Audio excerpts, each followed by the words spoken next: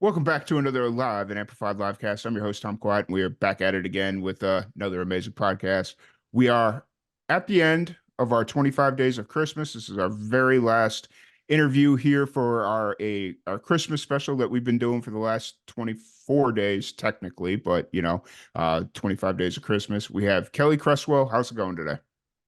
Good. I've got a nice day off work today, so yeah, happy days. Awesome, awesome. That's really cool. So you're coming to us from the UK.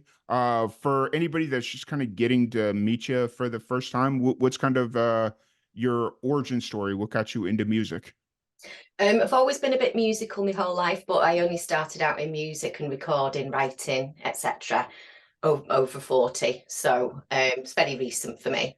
Okay, So I only cool. started learning to play a few years ago. Gotcha. Was it something that COVID inspired, or was this before COVID? Yeah, yeah, that's exactly what it was. Yeah, Okay. bit more time. Gotcha. What was it about that time that just kind of made you realize like, hey, I maybe I need to try music, or maybe I want to try music? That's exactly what happened. Yeah, I'd bought a guitar and I just started learning, teaching myself to play, and pretty soon realised that I had an ability to write music and write original songs. So it all kind of snowballed quite quickly for me. Gotcha. Fair, fair. So when you're kind of going through this process of learning how to play guitar, learning how to play music, learning how to write, all these things, who were you listening to? Like, who were some of your musical influences as you were kind of trying to figure out what kind of musician you wanted to be? I think I've always really admired music from quite a while ago. My Hmm. heart's in like the 60s, Yeah. really.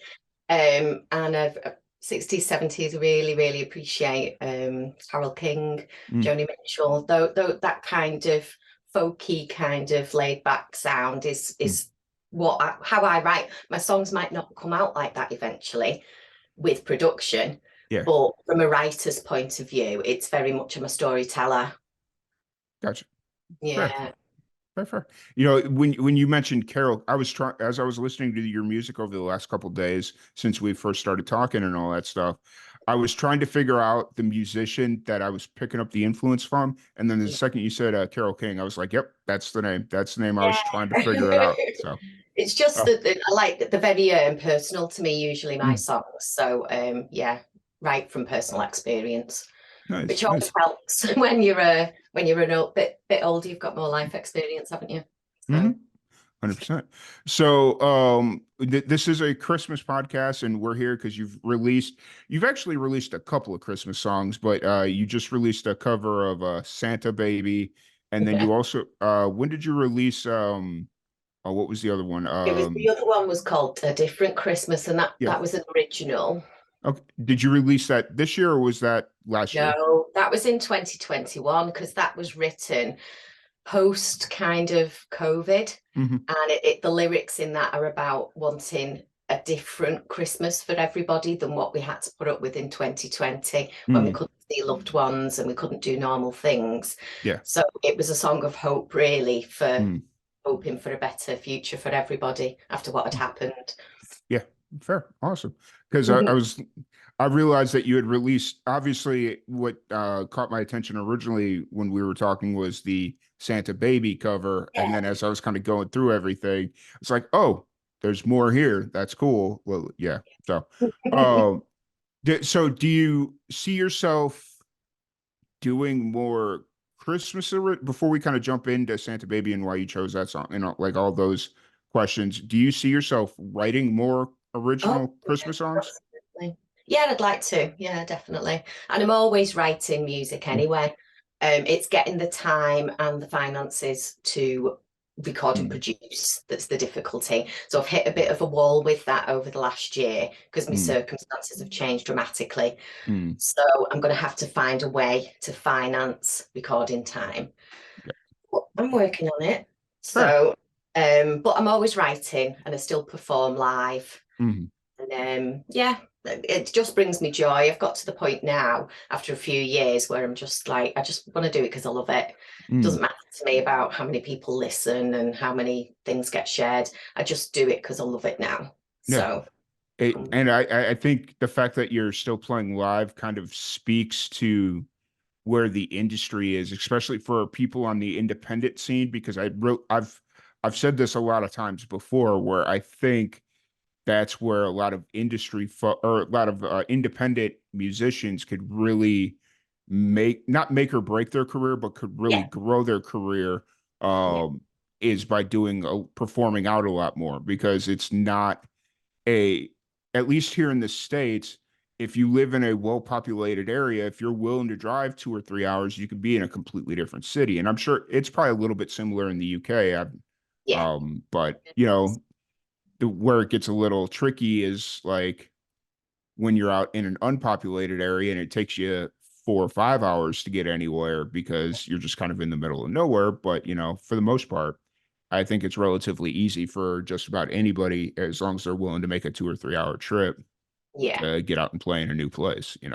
Yeah, yeah, I do, and I do like playing live. I get a lot of joy from it. It's Mm. difficult, it's physically difficult, taking all your gear but that's being a musician, isn't it? Hmm. Yeah, yeah. That's the way it is. But physically it's quite tricky. But Hmm. getting paid work is all right, but it's difficult as well.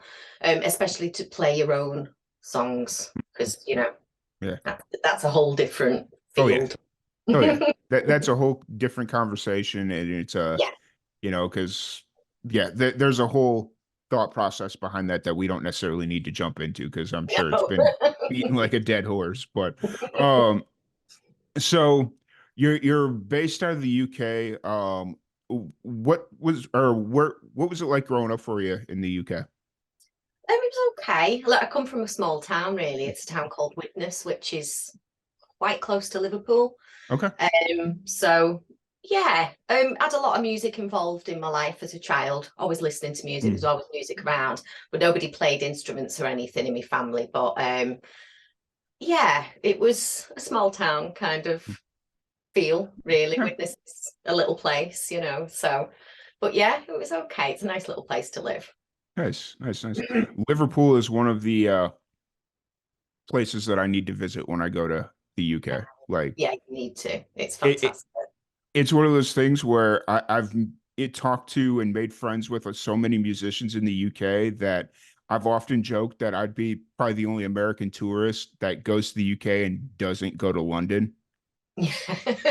because I it's wouldn't like, blame right, you. because it's like, I got friends down on the south coast there, like in Bournemouth and Yeah. that area, Portsmouth and all that stuff, and then I got friends up in Liverpool and Blackpool and all that. So it's just Right. kind of like, yeah, I don't really have a need to stay in London. So, you No. know, Just go to either end of the country instead. yeah, it's just unfortunate that's exactly how it is, because it's like you're on one side of the country or the other, and what is it, like Yeah. 5, 6 hour drive if you want to Yeah. make it across the country? So, And it's huge and lots of traffic. right, yeah, fair, fair, fair. Um, so with Santa Baby, that's out now. That's the cover that you released this year. Yeah. What'd you kind of choose that song? It was just for fun, really. It was just Hmm. for fun. I really liked a version that Kylie Minogue did a few Mm. years back, but that was very kind of jazzy, brassy kind of, it was gorgeous. But I just wanted to do something for fun, really. I'd not done a cover, and I just fancied putting a little stamp on it. So it's quite a guitar-led cover. And it was one of my friends who produced it and played on it. He's a great little guitarist. His name's Andy Gallagher. Nice. Awesome. Yeah, Awesome. And so it's been when did you release it, in it was November? actually on Sunday, and I didn't think it was even going to release, to be honest, Oh, because fair. yeah, I got warnings from DistroKid. You have not given enough time. So, but it did. So yeah. It, So yeah, it's available now from it, Sunday. gotcha, gotcha. It's it's so funny about DistroKid, because it's kind of like, uh, it's so hit or miss with whether stuff gets released on time. I've heard some horror stories about of like friends that they'll release through DistroKid and it's like, okay, we've got the date of December 21st. Let's just say December 21st. And then DistroKid just decides, yeah, we're gonna release it on the 24th because that works better for us. And Yeah, so they have like all these promo materials that are pushing for the 21st. yeah, Yeah. So yeah. yeah. They just like to put a spanner in the works. Yeah. But yeah, for it went ahead. Just I got very surprised. Nice. Awesome. Awesome. So now that it's out in the world and people are listening to it and and sharing it and all that stuff, what's kind of running through your mind right now as like all this hard work is kind of now in a new plane of existence where it's like, okay, now I got to promote it. Like I was promoting it before, but now I've really got to promote it because it's Yeah. out. Yeah, and with it being a cover, I'm not putting too much pressure on myself to Mm, promote okay. it. It's different if it's original material because that's like a little part of me, a little piece Mm, of me. So I'll put that much more into it. It's a busy time of year as well. Everybody's got a lot going on. People are busy. mm, So I'm just trying my best to share it regularly, really. I've got a lot of support on Twitter and the socials, and that's the mm, only way you can do it, really, isn't it? mm. Yeah. Um, so yeah, I'll just keep plodding on.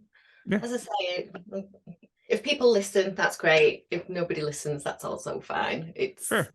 you know, Yeah. I'm at Yeah. that point. Understood. It's so funny though because you that's how we connected was on Twitter and Yeah, I am literally so bad at Twitter like it's just not one of those like I'll post stuff but I don't really like interact or make it like a part of my daily routine of social yeah, like to get in and promote and all that stuff. yeah. And then I don't remember the exact exchange but we got introduced to each other and then I think I'd asked you about the podcast, and like that is literally like one of twice that I've ever done that on Twitter. Usually it's more on Instagram, and Okay. yeah, Yeah. Instagram's kind of where I shine, not necessarily Twitter.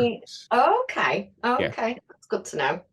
Yeah, I tend to have a bit more kind of a following on Twitter. I yeah, don't know why, but that seems to be where most people pick up stuff that I tweet, really. mm, So yeah, I find that, and it's quite quick though. That's the mm, only thing. It's very quick, and mm, trying to keep up is quite hard. Sometimes yeah, you just have to go, right, I'm having a week off, and just yeah, quit because right, it's too much.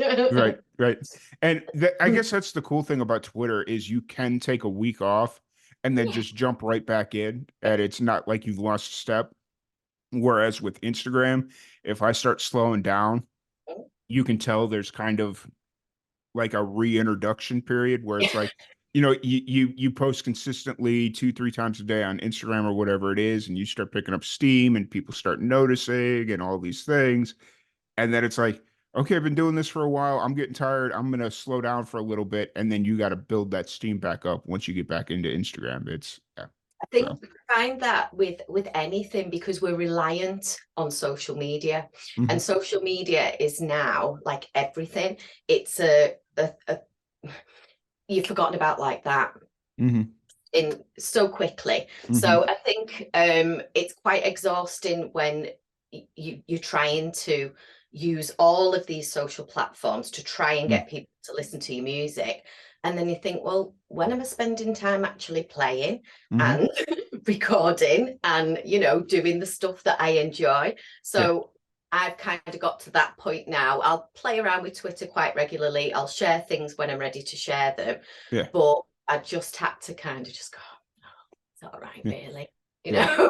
Hey, Just have a break when I need to. yeah. So yeah, Everything else is like you and your passion is more important than everything else. And then yeah, I get it. I yeah, 100% get it. yeah. But it So is a tough game, social media. mm-hmm, That everything about it is tough. So you've just got to take the time out when you need to, mm-hmm. and you'll soon build back up. It's just it's quite tiring, Yeah, as it you is. understand. Yeah, it is. It really is.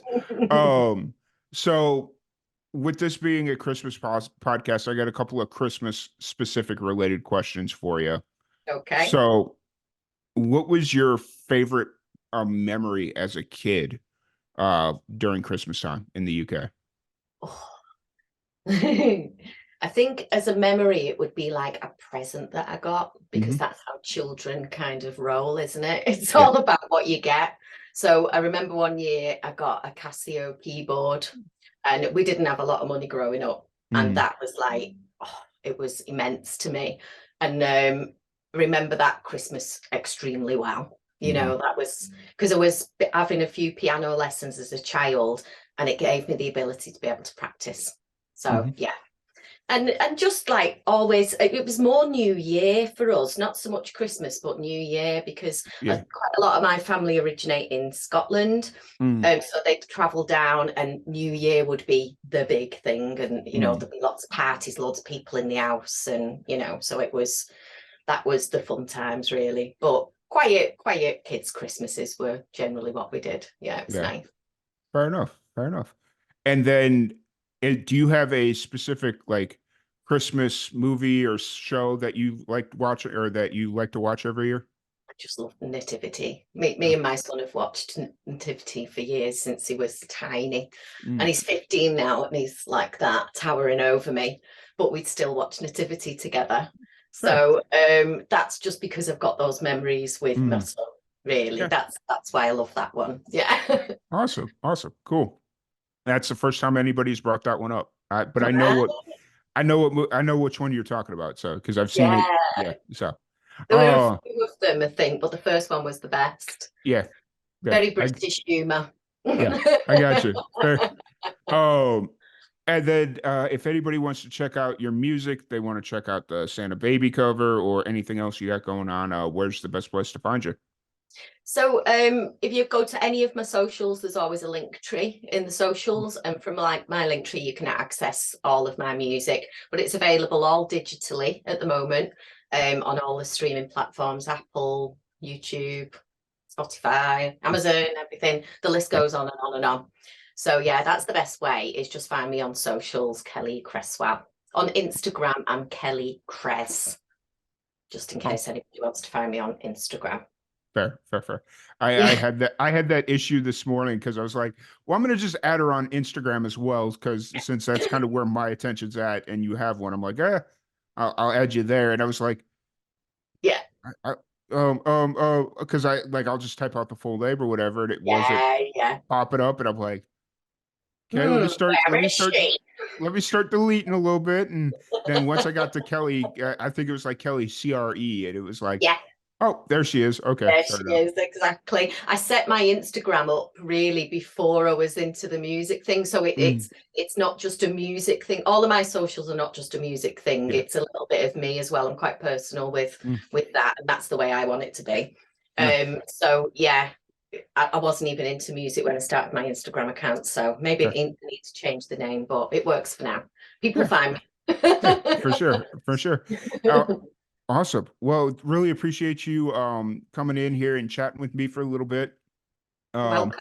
how are you playing shows right now, or are you kind of in a break period with the I'm having a seasons? little break at the moment. I did a little gig on Friday night, Mm. but that was just like a little one where I do some covers. But yeah, the aim for next year is to start doing a bit more Mm. live gigs if I can. Yeah. And I'm in a duo as well, so to get out as with me duo partner John, just for fun, just to enjoy it, Nice. and to try and get some recording done, really. Cool. Cool. Cool. Awesome. Well, once again, thank you so much for joining us. I really appreciate it. Thank you, everybody, for tuning in. I hope you all have a very Merry Christmas, Happy New Year, all that fun stuff. And we'll be back at the beginning of the new year with all kinds of cool, fun interviews. And I hope everybody enjoys their time off.